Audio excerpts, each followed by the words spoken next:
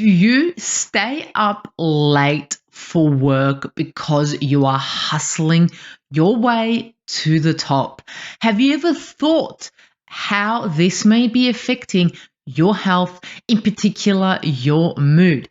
Hello, my successful and healthy earthlings. Mahela Raghu's here, naturopath and founder of the Natural Health Podcast. In this episode today, you will learn just how that late night in the office or just on your laptop is affecting your mental health, especially your depression. In today's episode, we'll go through the late night phenomenon, the relationship between sleep and mental health, top 3 tips to sleep better and reduce your depression.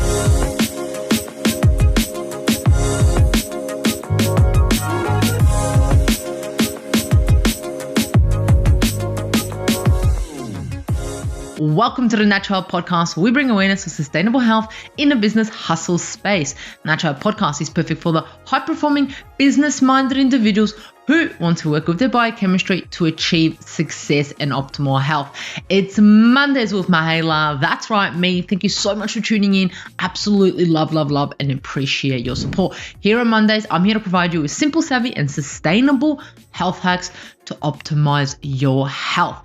In today's episode, I'm going to be talking about how late night working may be affecting your mental health. This is such an interesting topic, and I talk about this all the time. Everyone always says to me, Mahela, I'm hustling my way to my business. If I don't work, my business is not going to grow.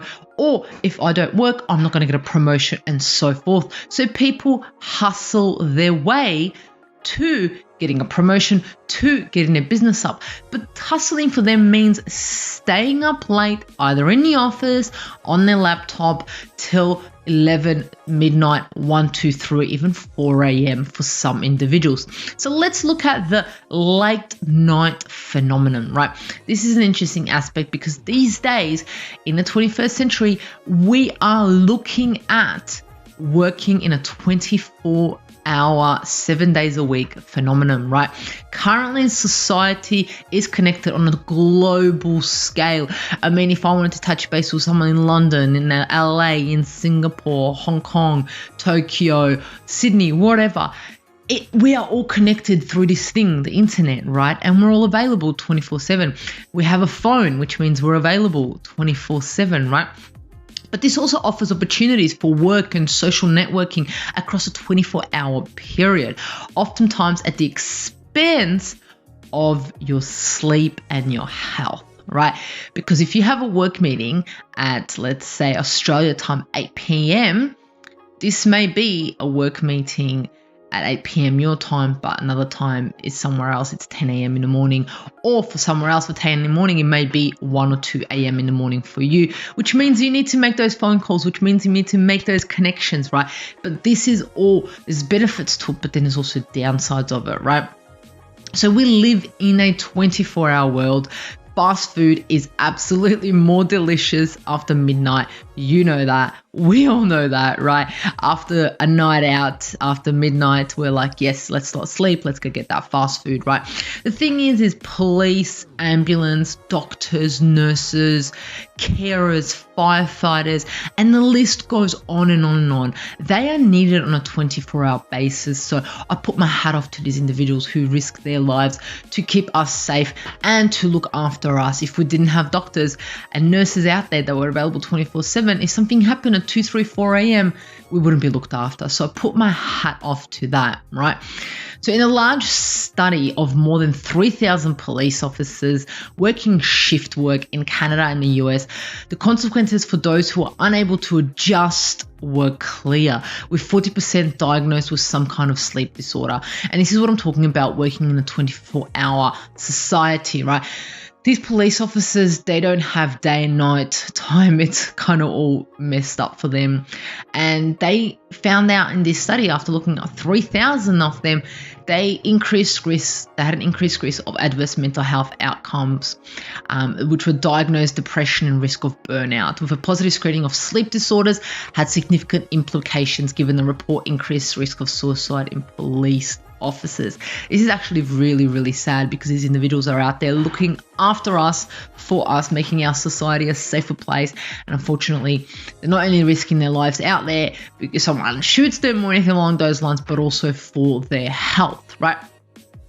These are the individuals that need to have these hours. Like I said, police, ambulance, nurses, carers, firefighters, doctors, and so forth, and many others.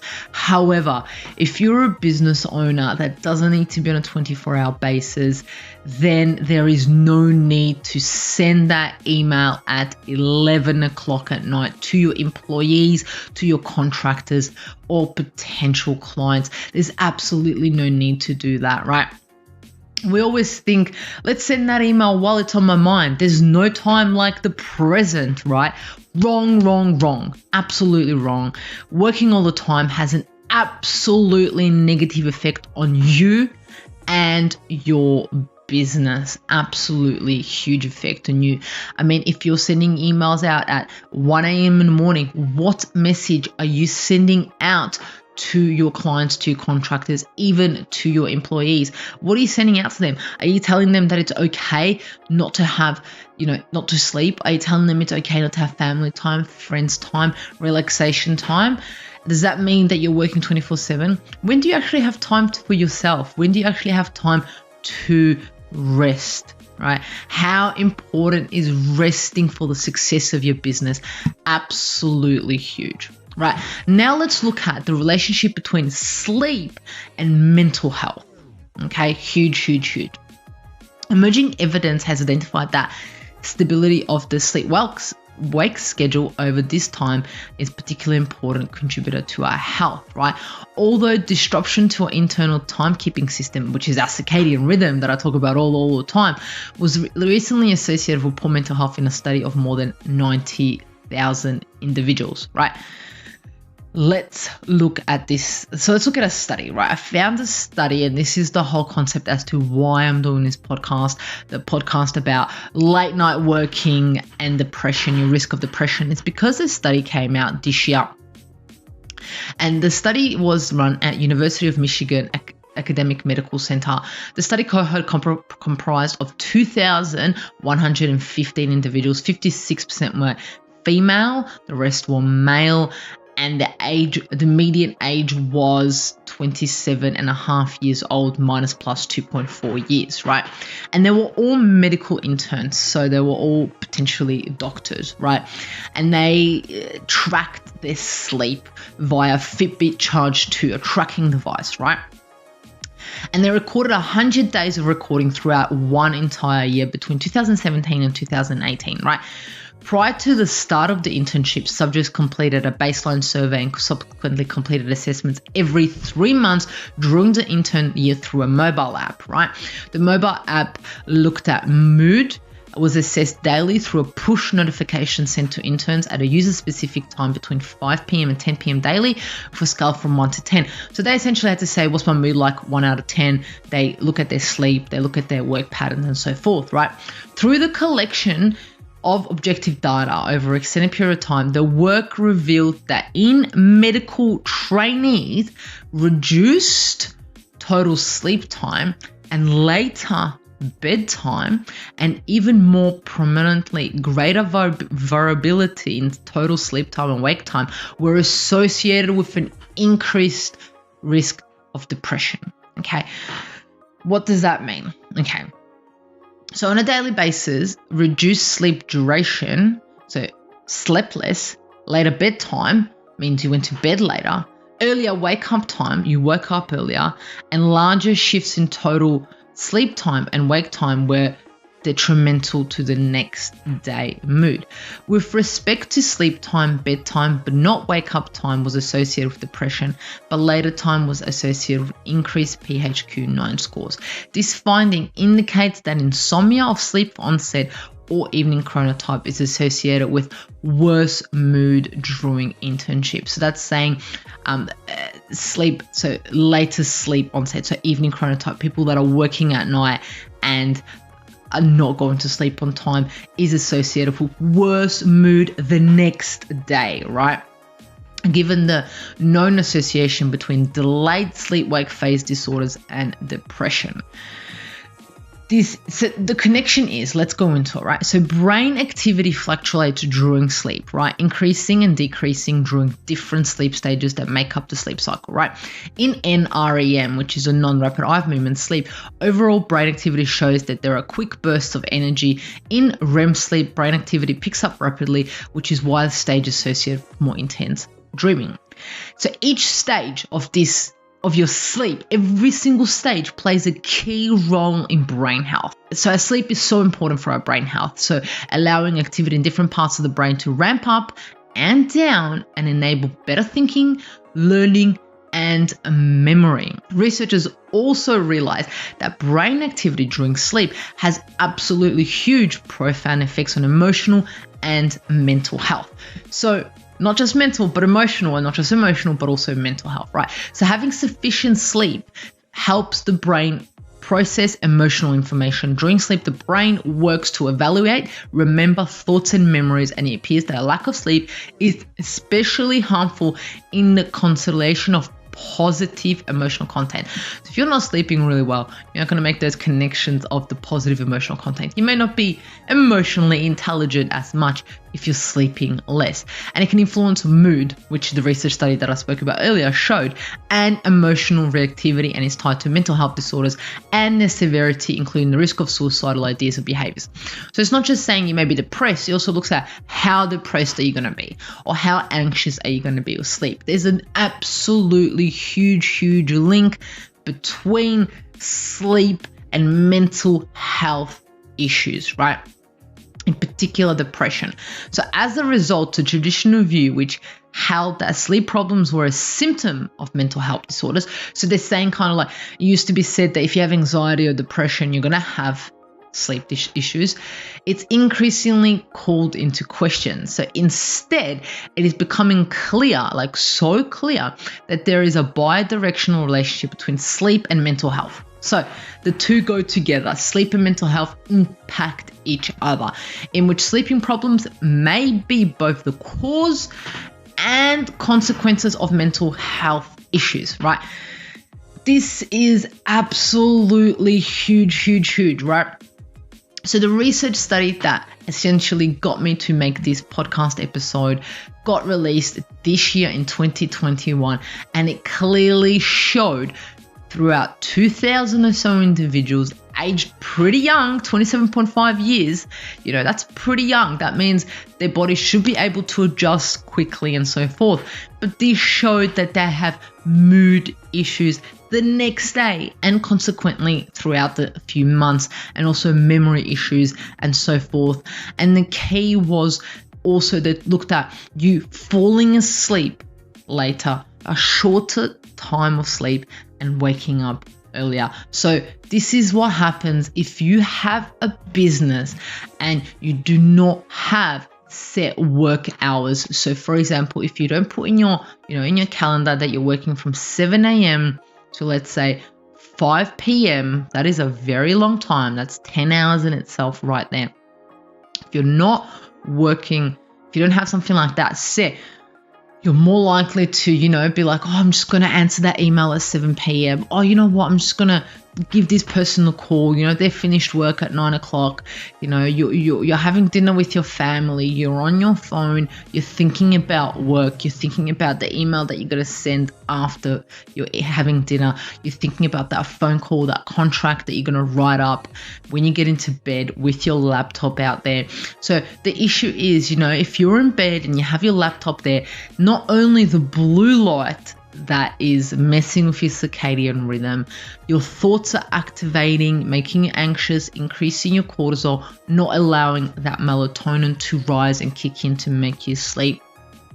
You may have insomnia where you're not falling asleep till 1, 2 a.m. But then yet alone, this late night working is impacting your mental health, in particular depression. So if you did this day in, day out. In a few months, a few years, you may be feeling, even to this study, the next day, you may be feeling depressed. And we know what it feels like to be depressed because you're not productive. You're far from productive when you're depressed. You're not doing anything. Your business is not moving forward. Your business is not making the money it could be. So the thing is why risk that 9-10 o'clock email, phone call for the next day to have depression? Because imagine if you're meeting your potential client, potential new employee the next day and you're depressed. You're not going to cut that business deal. You're not going to employ that amazing employee. It's not going to work. So you know what? Make sure that you're not working late at night to reduce your risk of depression. But let's look into the top 3 tips for better sleep and reduce depression. The number one thing is an interesting one. As a background in HR, I love policies. I know it sounds crazy and boring and things like that, but policies are key to make things happen. The number one tip that I would recommend, that I would do, is introduce an email policy or a time policy, whatever you want to call the policy. Essentially, you want to outline in there that there should be no emails, no work emails, no work phone calls, no work communication unless urgent between the hours of 7 p.m. to 7 a.m., for example. Okay, that's 12 hours that you're allowing your employees to rest, not work, and be with their family, be with their friends, be with themselves, allow them to recharge, right? A minimum of 12 hours. I would even push it even further than that, but this is your call as it is your business, right? And also maybe even include weekends in there, right? For you and your employees, so they don't get run down, so they don't get depression, so they don't get anxiety, so they don't get suicidal and so forth. It's about all of these proactive strategies to put into place. Number 2 is for yourself to have a consistent bedtime and wake up time. If that is Monday to Friday, it has to be Monday to Sunday. What am I talking about? Wake up every day, every morning the same time, and go to sleep every night the same time. For example, go to sleep at 11 p.m, wake up at 6:30, 7, or so forth, whatever suits you and your business and your lifestyle, right?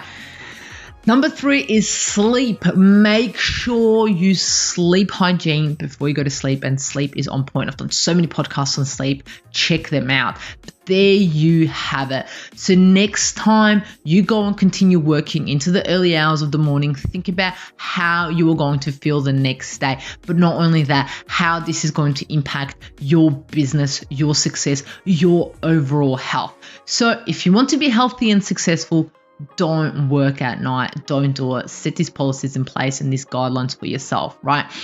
So if you know someone who would benefit from this episode, someone that's hustling till the early hours in the morning, please send this episode to them. Share this episode. Do what you do best. Love, like, share, comment, rate, review the Natural Health Podcast. And remember, the missing link between failure and success is your health.